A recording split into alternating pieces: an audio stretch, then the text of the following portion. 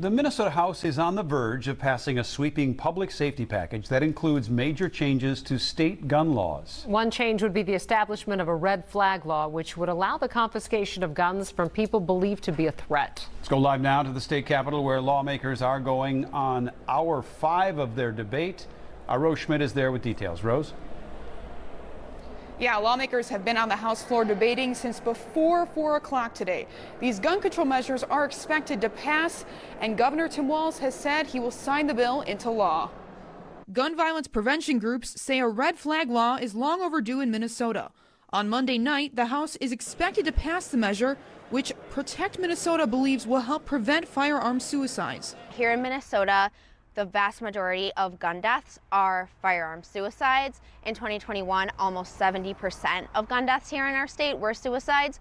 The provision, also known as an extreme risk protection order, allows courts to temporarily take guns away from people who are deemed a threat to themselves or others. It's part of a broad public safety bill that also includes expanded background checks for gun transfers. This bill has transformational and historic investments that cover everything from violence prevention to rehabilitation to everything in between. The Senate passed the bill late Friday night along party lines. The two chambers had previously met in conference committee to negotiate the final version of the bill. But on the House floor Monday, Republicans argued they feel they were left out of the process. There was not a good reason for not putting at least one Republican conferee on the committee.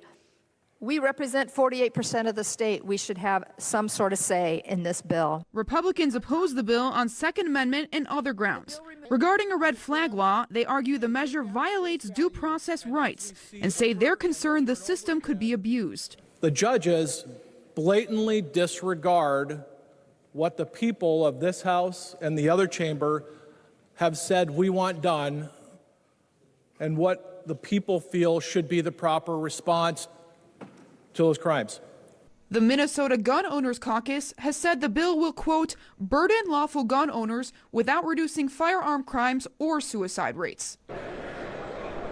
Again, lawmakers are still on the floor now discussing these proposals.